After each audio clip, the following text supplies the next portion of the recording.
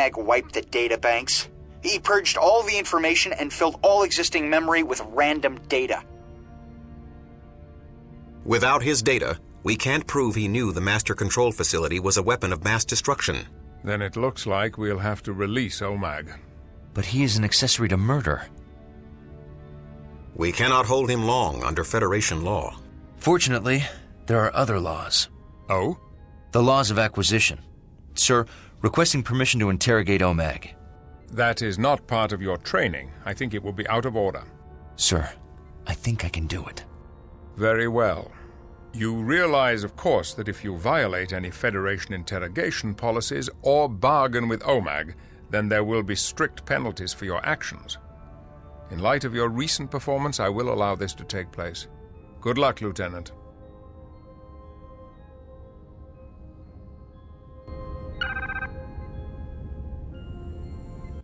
Hi everyone, and welcome back to Star Trek Elite Force 2, and this, you will realise, is one of my favourite things in the entire universe. And that's the interrogation part, especially on Ferengis. If you guys will remember my DS9 Harbinger walkthrough, you'll realise how much I absolutely loved giving Quark the once-over when I had the opportunity to do so. Still, let's do a little bit of Enterprise exploring, because that's a fun thing. I heard one of the plasma conduits needs a retrofit. Yeah, I heard 2 of them did. Engineering's still scrambling after the Idril rampage. Well, what did you expect? I certainly didn't expect Idril to roam free around our hallways. What are you talking about? The female, Picard, just lets her wander free. At a minimum, she should be confined to quarters, or in the brig, if you ask me. Clea? She didn't have anything to do with that attack. Oh, it's Clea now. That's her name. I'm sure it is. I'm sure you know all about her. Ah, I see. What? You're jealous. This isn't about her being an Idril. Jealous? I think you're just being blinded by her beauty. Calm down. She's definitely cast a spell on you. You're so predictable. Oh, you're on dodgy ground there, Buckaroo. I'm not too sure that's going to go well. The analysis was amazing. They're killing machines. Exactly. Dr. Elaine in zoology agrees. The physiology of the exomorphs is stunning. Each one designed perfectly for its job. Amazing. Certainly. But from what I've seen and heard, each of these amazing creatures of yours is getting bigger, stronger, faster, and to some degree or another, more deadly. Seems a fair assessment. I assume you have a point aside from voicing the obvious. I'm not making a point. I'm asking a question. Which is? What's next? I'm impressed that you battled your way through a Klingon starbase. Do you need medical attention? Okay, so that's just about everything that's going on at this point. So I guess the only thing we've got left to do is interrogate Omag. I'm going to shut up for this bit and let you guys enjoy it. And no, this isn't on continuous loop. Omag will eventually stop pacing. Hello, Omag. I demand you release me. Let's make a deal, Omag. Who's your customer? Sorry. Good customers are as rare as latinum. Treasure them. Rule number 57. What about the rule that says only a fool passes up a business opportunity? True, but your opportunity conflicts with my last contract. Rule 17. A contract is a contract is a contract, but only between Ferengi. Contracts with other races can be honored when the profits are high enough. So, your client is not a Ferengi. Well, I won't tell you who he is. Rule 121. Everything is for sale, even friendship. If he were merely a friend, I'd rat him out right now. But he's a customer. New customers are like razorback tree worms. They can be succulent, but sometimes they bite back. Rule 203. So he's a new customer, and one you're afraid can find you. That makes him a powerful and deadly non-Ferengi with a starship, or several. I never said that! I'm just not looking to expand into any new markets.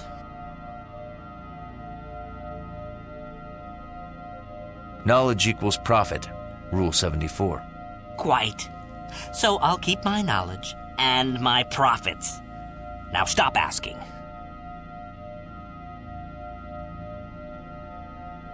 Rule 52. Never ask when you can take. Don't threaten me. You're risking a court-martial. Rule 62. The riskier the road, the greater the profit. But what about your career? I'm on the hazard team. You think I'll ever reach retirement? Please. I'm just a kindly merchant who risked his hard-earned latinum to help some scientists. After they brought you priceless artifacts. Of course. You think I'd take a risk that's not a sure thing? And you sold their artifacts on the black market, where they would be lost to history. Exactly. That's what keeps the profits high. And they say you Federation types lack the lobes for business. Oh, I understand business very well. Well, since you understand business, help me escape, and I'll give you a Class M colony planet with tropical beaches for your retirement. Omag, I'm charging you with attempted bribery. This is entrapment! No Starfleet officer says he understands business unless he wants a bribe. Who was your customer?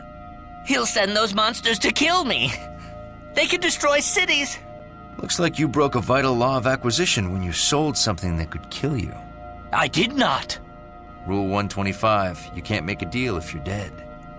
Wrong! He agreed to never send them against a Ferengi planet. Ha! I win. No, you just confessed. Omag, we're charging you as an accessory to mass murder. What? You knew you were selling a weapon of mass destruction. Your customer killed Atrexians on Praz-Jag Gamma 3. You have their blood on your hands. But I won't tell you who he is unless you drop the charges and release me. Very well. On a planet of my choosing? Of course not. We're not a shuttle service. We'll choose a planet convenient for us. I accept the bargain. He is a captain in the Romulan Imperial Navy. Romulans? What were you thinking? I know. Romulans are usually terribly cheap. Good work goading him into confessing, Lieutenant. I believe that would be Rule 87. Learn the customer's weaknesses so you can better take advantage of him. You think you won, Monroe, but you have to release me. And I never told you where to find his secret base. Ha! He has a secret base? Ha ha ha ha! Too late.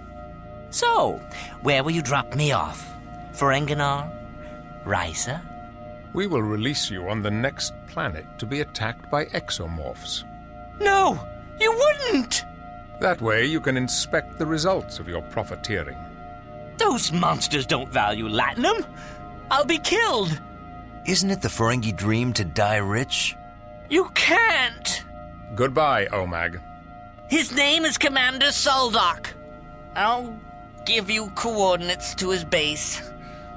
It's located on the border of the neutral zone just inside Romulan space.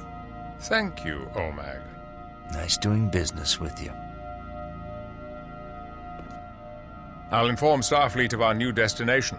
Lieutenant Commander Tuvok will arrange a security briefing. What about me?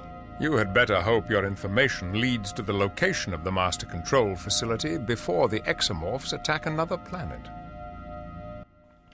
And that is how we do that. I'm afraid that Picard does not take anything off of Ferengi's. Please join me in the armory.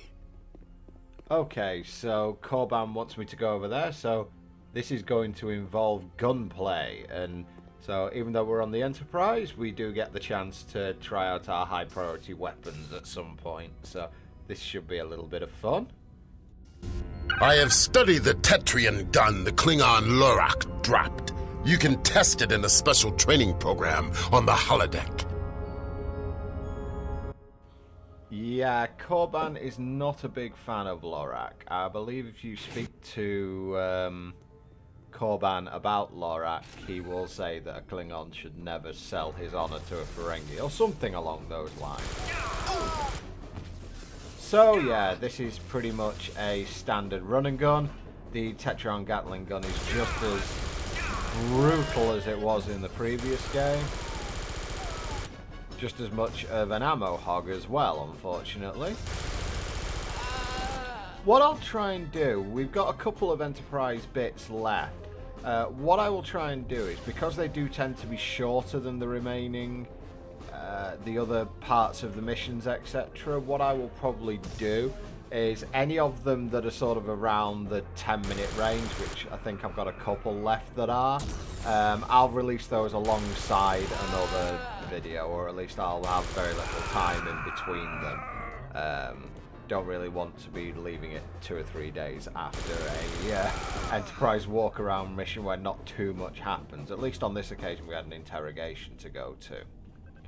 But if there's a lot of fluff around or something like that, then I will record something else to go with it at the same time. So we are just prancing around looking for the last person. I actually do a lot of walking around in this mission because that really is something that I got lost on this guy. You can see him on the map where he is, but unfortunately I'm on the wrong level to see the person, and I just keep going round and round and round and round and round and not finding this individual. So let's go down here and see if I can find anything. One thing that did come up recently, which has got me rather happy, is Patrick Stewart saying that he's going to be in a brand new show, brand new Trek show. Can't wait to see at least some of it. I was convinced he would never play the character again, especially thinking of potentially being typecast and everything that goes with those sort of things. So yeah, absolutely amazing that he's going to be in it, but I never leave it beyond the capability of areas to ruin everything. So I'm Almost as good as cautiously optimistic, let's say. Tuvok to Monroe. Report to the briefing room. Okay, so I guess we're going to... On that Starbase. Yes, there you go. I think Korban isn't very happy with those individuals, I suppose, but let's head up to the briefing room, and Tuvok will let us know what our Hazard next operations mission is going to be. Well, I suppose we're going to be acting on the information that we gleaned from Omag, so let's see what's going on. Starfleet has authorized a covert mission to the Romulan base. We will enter Romulan space using a special warp signature code we obtained from a Romulan informant. Lieutenant Monroe and Ensign Gonzalez will beam down to separate locations disguised as Romulans. You will both enter the facility using forged credentials and rendezvous inside. Lieutenant Commander Tuvok? Use your tricorder to track the informant's unique transponder signal. The informant will give you access to the secure databanks. Download the coordinates to the master control facility, then activate your comm beacons and we will instantly beam you out. Aye, sir. Please report to sickbay for surgical alteration. So surgical alteration and the convenience of having a masked warp signature which a Romulan informant gave us. Always useful. I really love the shrimp etouffee tonight. You mean replicated shrimp etouffee. It's just not the same as my father made back in Baton Rouge. I've yet to find any dish that the replicators can really get just right. True, there are limits to what the replicators can really do. I can't wait till I get my next leave. I really look forward to a home-cooked meal. So, you're the new recreations officer. It may be my assignment, but I'm not happy about it. That sounds like a great job. Why aren't you happy about it? It takes me away from the hydroponics bay and my research. You'd rather be playing with your plants than having some fun? Plants provide me with all the fun I need. Yeah, I'm sure they're a riot. Your kind just doesn't understand. Oh, you mean the human kind? Whatever. See you later, Dr. Green Thumb. This is something I never got about Star Trek, actually.